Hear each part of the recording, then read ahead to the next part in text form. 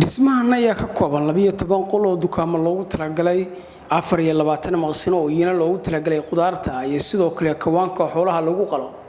mashruucan waxaa lacagta ku baxaysa bixisay hay'adda UNHCR halka hirgelintiisa iyo sidoo kale dhismihiisa iska kaashadeen shirkadaha asal iyo sidoo kale Masoor Construction Company. sida uu sharaxayo Faarax Xasan Faarax oo kamid ah mas'uuliyiinta shirkadda dhismaha dhistay ee Masoor Construction. suuqa hadaan ka bixiyo sharaxaad wuxuu ka koomaa gudoomiye dhulkan wuxuu ka koomaa suuqa ku fadhiyo waa 61 dhererkiisu saan u yahay 19 wuxuu yahay sida tan waxa ka dhisan saddex qaybood oo loogu talagalay bulshada in loo adeego waxa ka kooban qaybta u dambaysa shishe waa dukaamo waa 12 qol oo loogu talagalay dukaamo dadku inay badeecad bagaashka dhigtaan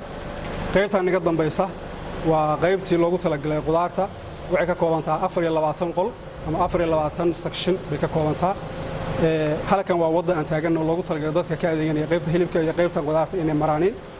qaybta tan aan ku soo jeedo waxa weeye waa qaybtii loogu talagalay hilibka waa qayb kawaana oo loo dhisaan gareeyay si kawaan casri oo dabcan loogu talagalay inuu ka duwanaado sistamka kawaanada magaalada ka jira accesska uu leeyahay waxa kamid ah waxa loogu talagalay islaanta marka neefka isagoo bisil waxaan leeyahay la soo qalay la keeno in birta tan la suro halkaas ay surato dhinacaas ka soo galaysa qofka customer ka xiibsanaya halkan uu istaagaya halkaan ay uga jarjaraysaa sida caadiga kawaanka caadiga ahayd miisakan waxa loogu talagalay meeshii accesska ahaado miisaankeedii wixii dhiganaysa inuu noqdo khasabada tan waxa loogu talagalay markay meesha shaqada qabsato inay biyaha halka ka nadiifsato ujeedada laga lahaa suuqan waxa weeye suuqan waxa maalgelisay hay'adda UNHCR waan uga mahadcelinayno يعني خدماتك iyo shaqooyinka ay hayso maxaan ku raahdaa dalkeena oo mashaariic badan runtii ka samaysay waqtigii mashruucan la sameeyay UNHCR shaqooyin badan bay ka qabatay gaaro mesela Boosaaso oo kale meel dabdamisa oo hadda la isticmaalo oo aad wanaagsan ayay ka samaysay haddana mashaariic fara badan oo kale ayay ka wada gobolka Bari gobolka Karkaar إن شاء الله هنا وكل وارجيننا قبل كنا وحكي بالعمل دون المستقبل. وقبلنا وحاسير اسمي هؤلاء ورجع فرياش الاسمهن توقع عاصمة بنتلان يجرو أحمد سعيد موسى أحمد برة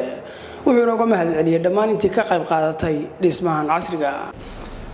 هيدا أصل هي هيدا منصور وسكاكاشضي الاسميس وحن كلا أدوب بشارين يدك بنتلان كارهان مجال الجرو كلغن inay maanta heleen suuqii labaad suuqa inji suuqii labaad ee labayn lahaa culayskana la qaybsan lahaa waxaan rajaynaynaa suuqan inuu noqdo suuq in badan u adeega dadka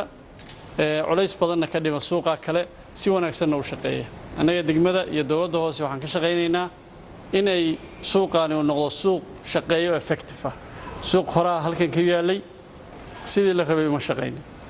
cilada jira awgood 10 ka qaadanay ciladahaasna insha Allah taala dib dambe inayan